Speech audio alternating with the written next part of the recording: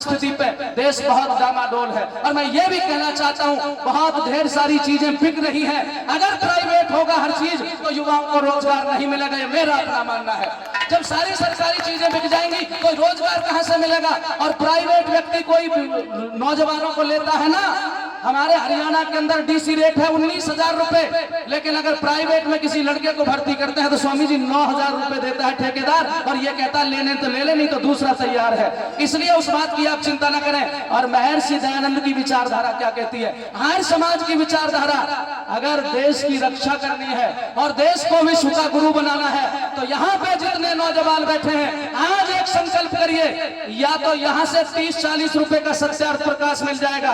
मेरे मित्रों, अभी मैं शुरू हुआ हूँ, आपने मुझे देखा नहीं है। मैं रात को 7:30 बजे से लेकर के और 12 बजे तक आपके बीच में रहूंगा। जिस तरह का भजन रागनी आप कहेंगे, मैं सिर्फ देशभक्ति, धार्मिक, मार्मिक और पौराणिक भाइयों को साथ लेकर के चलने वाला व्यक्ति हूं, क्योंकि मेरे आदर्श स्वामी श्रद्धानंद जी ने यह कहा कि अगर पौराणिकों के मंच पे 4 बार भी महर्षि दयानंद को आपने याद दिला दिया और 10 बार भी गायत्री मंत्र के बारे में बता दिया तो हमारा तो प्रचार हो गया। हमें इससे ज्यादा क्या चाहिए? और मैं जिस मंच पे भी जाता हूँ, इतना मेरा संकल्प है, वहां पे गायत्री मंत्र का और महर्षि दयानंद का जिक्र जरूर करता हूँ। इसलिए मेरे नौजवान भाइयों, यहाँ सत्यार्थ प्रकाश मिल रहे हैं। 2-4 मेरी भी गाड़ी में है। मेरे भाई राजन जी खड़े हैं, आर्स, ये बहुत महान व्यक्ति है, तालियां बजाइए जो पुस्तक विक्रेता है।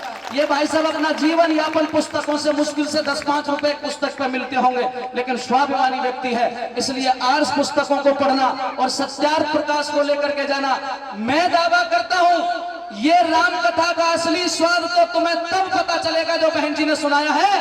पहले एक बार सत्यार्थ प्रकाश को पढ़ लिया और उसमें यह मान लिया कि ईश्वर निराकार है, तो आपकी जिंदगी बदल जाएगी और इतने बड़े विद्वान बन जाओगे कि जीवन में किसी से मात नहीं खाओगे। इसलिए मैं बड़े भाई साहब से भी एक निवेदन करता हूं, आपको सत्यार्थ प्रकाश दिया है, उसको टाइम निकाल के पढ़ लेना। तालियां बजाई, उन्होंने कहा मैं पूरा पढ़ूंगा। और देखिए एक छोटी सी बात और करता हूं, 1952 में, भाई साहब सुनिएगा, मैंने पढ़ा है, विद्वानों से सुना है स्वामी जी, उनसे ज्यादा केवल 3 बार सबसे ज्यादा आर्य समाजी सांसद जीत के गए थे, 52 में, 57 में और 62। क्यों? एक छोटी सी बात देखो, जब मैंने ये कह दिया कि मैं सच बोलने वाला व्यक्ति हूं, कोरोना की बीमारी चली, मैं नहीं मानता साहब उसे, मैं नहीं मानता। कौन? अच्छा, तुम्हारे इतने बड़े गांव में सच बताना किसी को कोरोना हुआ? दूसरी बात कहता हूं, एक गलती की है देश के प्रधान ने कहने में, वो थाली बजवा रहा था, वो कटोरी बजवा रहा था। अरे उसे देश को संबोधित करते हुए ये कहना चाहिए था, आज समाज उसके गीत गाता कि अपने घर में वेद मंत्रों के साथ हवन करिए, कोरोना तुम्हारा कुछ नहीं बिगाड़ सकता। ये कहना चाहिए था। थाली पीटने से कोरोना नहीं भगेगा, और कोरोना कुछ नहीं है। डॉक्टर विश्वरूप राय, जो कि बहुत अच्छे विचार रखता है, उसने कहा खांसी और जुकाम से ज्यादा कोरोना कुछ नहीं है। और मैं कोरोना में, आप यकीन नहीं करोगे, मैं थाली नहीं बैठा एक भी दिन, सही मानना। अपने गांव में मेरा 6000 वोटों का गांव है और 6 पॉइंटों पे अथर्ववेद के वो 19 मंत्र जो किसी भी दुनिया की बीमारी को फेल कर सकते हैं, उनसे 6 जगह अपने गांव में और अपने इलाके में यज्ञ करा करके गांव को यह कह दिया कोरोना आ जाए तो मुझे पकड़ लेना, और आया ही नहीं। ये दयानंद की कृपा है, ये ईश्वर की कृपा है, ये वेद की कृपा है, वेद मंत्रों की कृपा है। इसलिए आज समाज क्या कहता है देश के बारे में? नौजवानों जरा सुनिए, देश के लिए क्या है। अगर देश को बचाना चाहते हो, अगर देश को बचाना चाहते हो तो बस मेरे इस गीत को सुन लीजिएगा। इस गीत में लगे कि ये भाई ठीक कह रहा है, तो मैं आपकी दौलत का नहीं, इन 2 हाथों की तालियों का भूखा हूं। अगर मिल गई तो बहुत बड़ा सम्मान मिल जाएगा। सुनिएगा, मैं आपके बीच में रख रहा हूं। रक्षा जो चाहो जवानों, राष्ट्र रक्षा जो चाहो जवानों, कष्ट तुमको उठाने पड़ेंगे। राष्ट्र रक्षा जो चाहो जवानों, कष्ट तुमको उठाने पड़ेंगे। अरे रुक जा। और देखिए वेद क्या कहता है, ऋषि दयानंद क्या कहता है, आर्य समाज क्या कहता है। अगर आपको लगे 100% सच बोल दिया है तो फिर कंजूसी मत करना। आपके दिल के करीब से अगर ये लाइन गुजरे तो कंजूसी मत करना। तालियों में क्यों? मैंने कहा राष्ट्र रक्षा जो चाहो जवानों, कष्ट तुमको उठाने पड़ेंगे। और क्या करना पड़ेगा? देश पर काबू करके जो बैठे, सबके लिए देश पर काबू करके जो बैठे, वो भ्रष्ट नेता हटाने पड़ेंगे। चाहो जवानों, वो भ्रष्ट तुमको उठाने पड़ेंगे। रक्षा जो चाहो जवानों।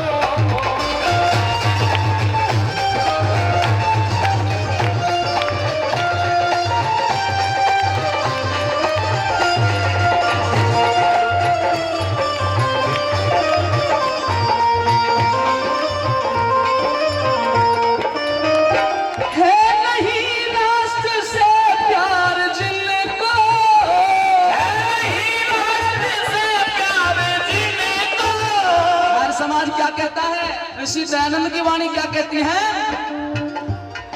नहीं राष्ट्र से प्यार जिनको, जीने का भी ना अधिकार, जीने का भी ना अधिकार उनको, जीने का भी ना अधिकार उनको। और आगे की लाइन समझ पाओ तो बताना।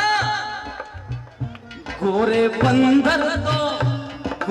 बंदर तो पहले भगाए। किसको कहा?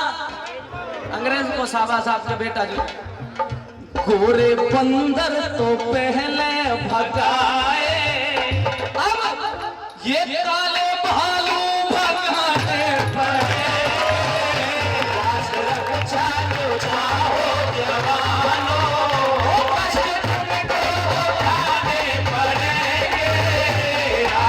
रक्षा जो चाहो जवानों।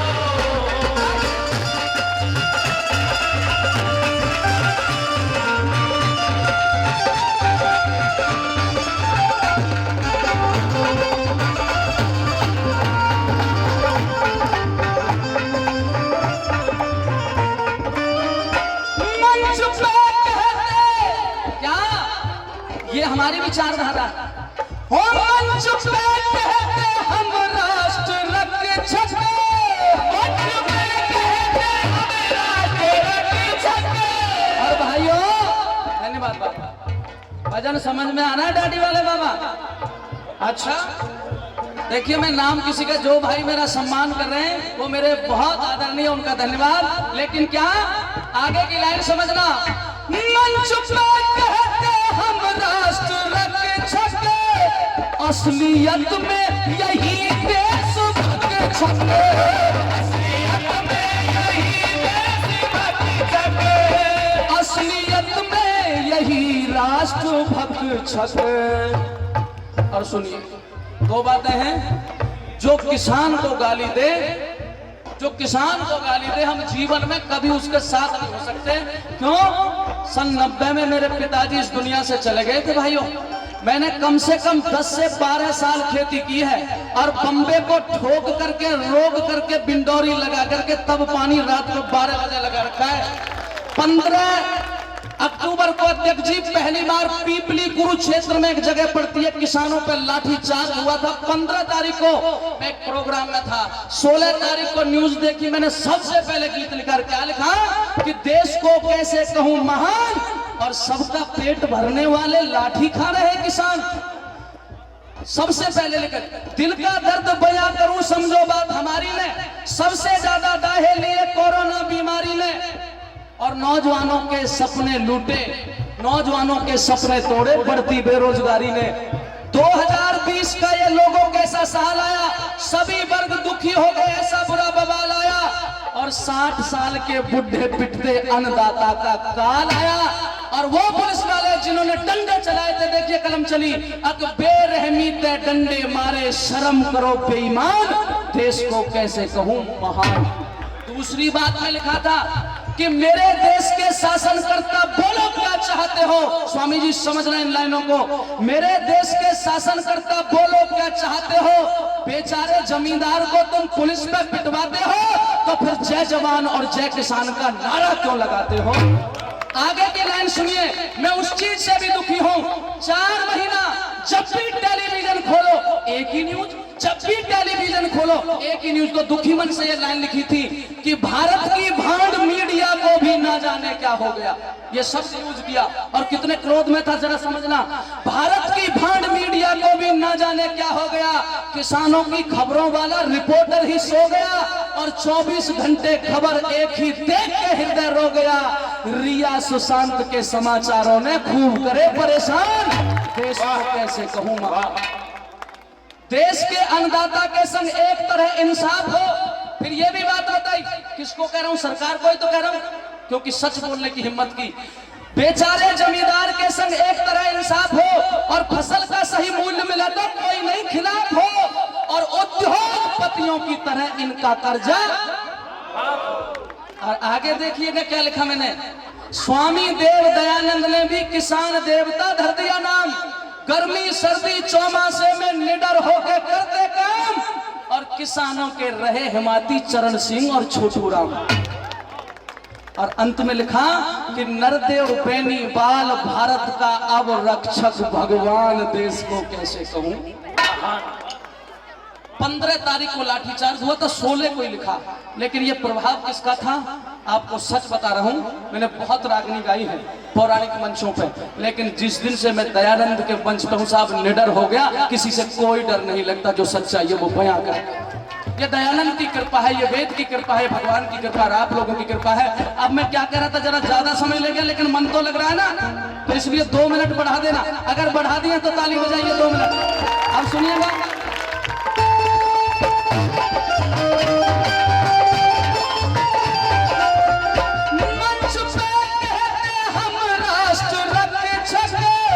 असलियत में यही राष्ट्रभक्त छके, असलियत में यही राष्ट्रभक्त छके, वो असलियत में यही राष्ट्रभक्त छके।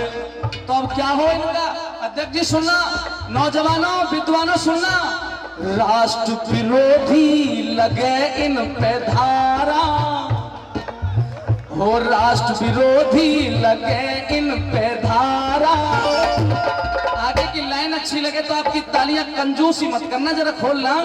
राष्ट्र विरोधी लगे इन पे धारा, हम भेजने जेल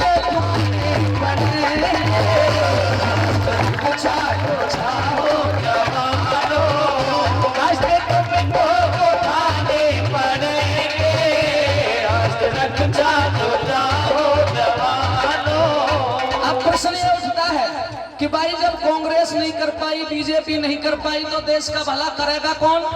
प्रश्न ये भी तो उठता है कि देश का भला करेगा कौन। अब मैं आपको बहुत बड़ा समाधान दे रहा हूं और जितने दयानंद के सिपाही यहां बैठे हैं, अगर बात अच्छी हो तो बताना। इस देश का भला कौन कर सकता है, उसका एक उपाय दिया आपने, दे दिया, मैं स्वीकार करता हूं,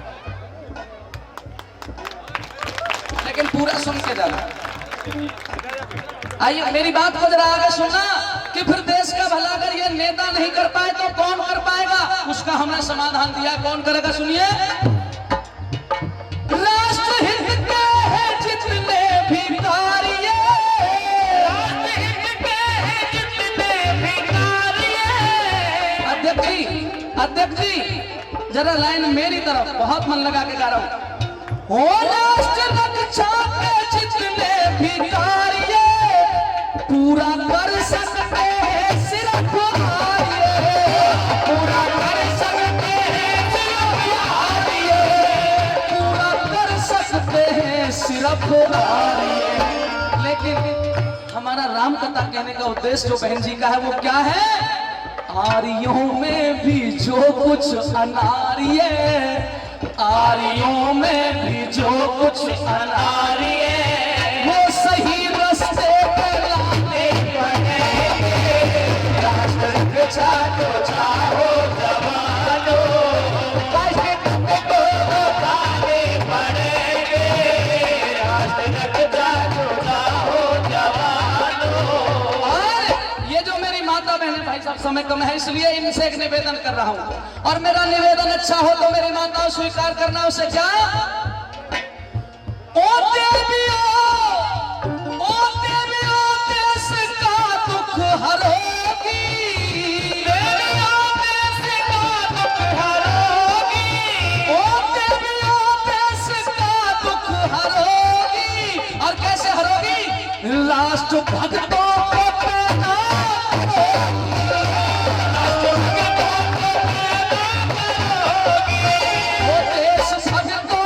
पैदा करोगी, देश भक्तों को पैदा करोगी।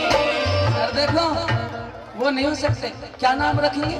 चुन्नू, मुन्नू, रीना, मीना, टीना, हीना। अरे ये नाम है, वैदिक नाम रखो।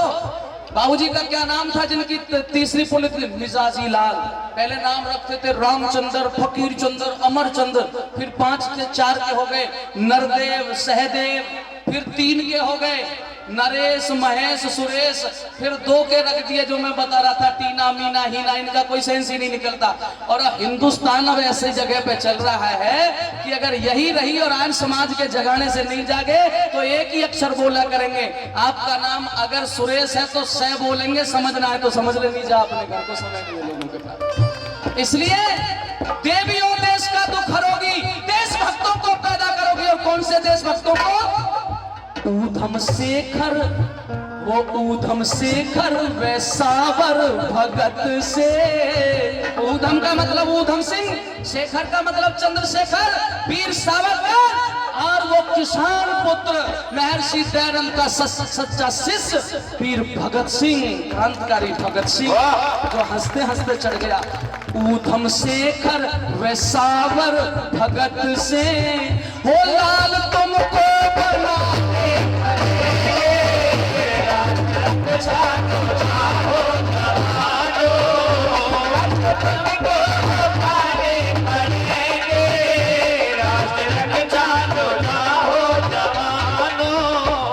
अंत में 2 लाइन कहते हुए पीछे हटूंगा क्योंकि रात्रि को कार्यक्रम देना है। और मैं आप सबको इनवाइट करता हूं इसी तरीके के गीत। मेरे साथ और भी बहनें हैं, वो भी देशभक्ति के गीत सुनाएंगी और देश का भला। एक और बात करनी होगी जो मैंने सबसे पहले कही,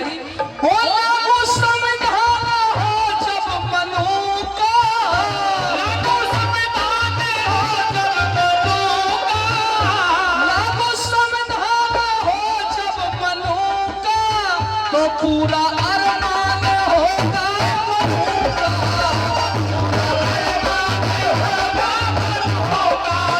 वो पूरा अरमान होगा मनु का।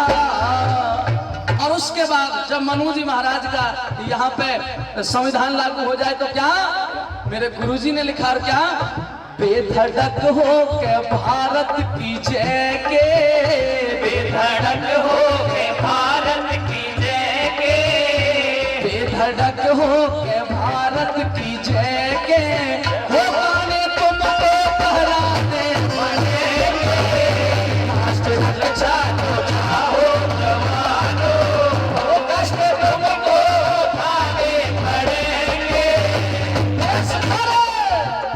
राष्ट्र पर काबू करके जो गए थे वो कष्ट नेता